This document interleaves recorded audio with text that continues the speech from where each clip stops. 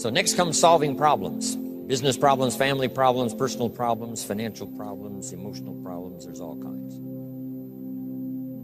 Here's a good idea I found in solving problems. Every once in a while you've got to, I haven't got it here, but I can just describe it for you. Take a piece of paper, put a line down the center of the paper, and on the left side describe the problem. So just jot that down. A piece of paper in half, on the left side describe the problem. Sometimes it's a good idea to take a problem out of your head and put it on paper. We'll talk a little bit more tomorrow about how to think on paper. This is one of the ways to think on paper. Our mind usually is too busy sometimes to sort things out. So if you take it out of your mind, put it on paper, what is the problem? And you just describe to the best of your ability what the problem is. And then ask this question, is that all of it? Because if you're going to prescribe something for the problem, you need to know what all of it is. When you've got it all listed, on the other side now of the paper is called answers and solutions. Problem on one side, answers and solutions on the other side. And now let me give you three questions. Three questions that can help solve most any problem. Here are those questions. Number one, what could I do? So just jot that down. What could I do? Then you start developing what we call working papers. And the working papers consist of making a list of the things you could do to solve this problem. Number one, and you say, well, number one would take too long. I can see that right now. Let's go to number two. Maybe that's the answer. Number three, no, that isn't it. And let's say you've got several points now and you've done your best to try to solve the problem yourself and you can't solve it yourself. Here's the second question. What could I read? Maybe somebody spent a lifetime researching the problem you've got, and they've got some excellent answers from a lifetime of research.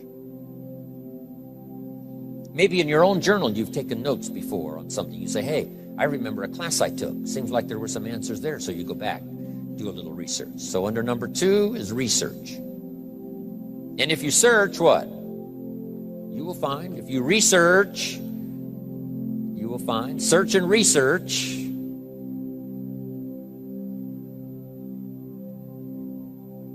Now, research as soon as possible, because if the problem is severe, you don't want to wait till too late.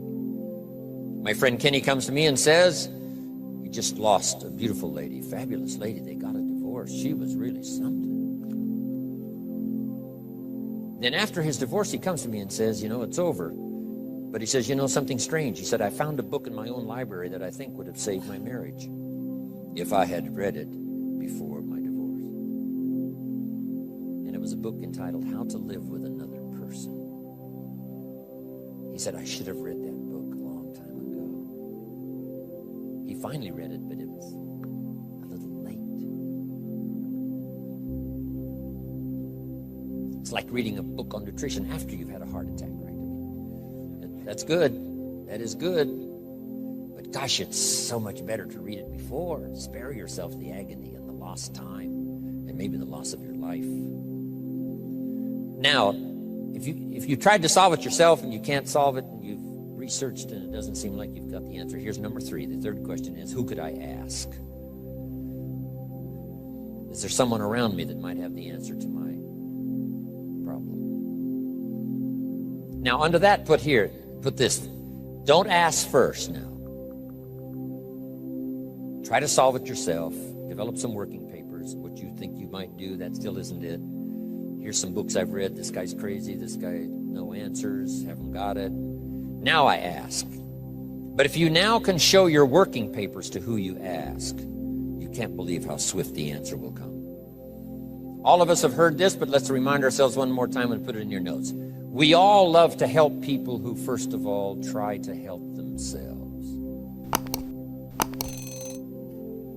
Back to the philosophy of deserve. I've tried to work it out, haven't got the answer. Maybe you can help me. Somebody is very willing to help you if they know you've tried first to help yourself. It works that way with our children, right? My daughter Linda, before she got married, used to travel a lot. She comes to me and said, Daddy, I'm headed for Thailand. I said, wonderful. She said, I've saved up my money. I said, fantastic. She said, I've got $1,000. I said, wonderful. She said, the kids wanted to go here, wanted to go there. I didn't go. They wanted to buy this, wanted to buy that. I didn't buy. I got my money put aside, $1,000. I said, Linda, unbelievable. You must be my daughter. That's fantastic. Now she said, to make the trip, I only need a couple of thousand more.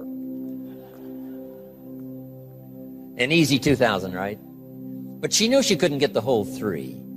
But she knew that if she worked hard to the best of her ability and put that first 1,000 together, the next 2 was easy, right? Okay. So, develop your working papers. Do your best to solve problems. Here's why you try to solve it on your own first. You need the mental and emotional muscle. You need the discipline. If you just quickly go to the answer, somebody that's got it, now you're not developing the muscle. You're not developing the discipline to solve your own problems, because there may come a day when there's no one else to ask. So you need the rhythm of learning, the rhythm of trying, the rhythm of seeing if you can do it first, to build the emotional, mental muscle.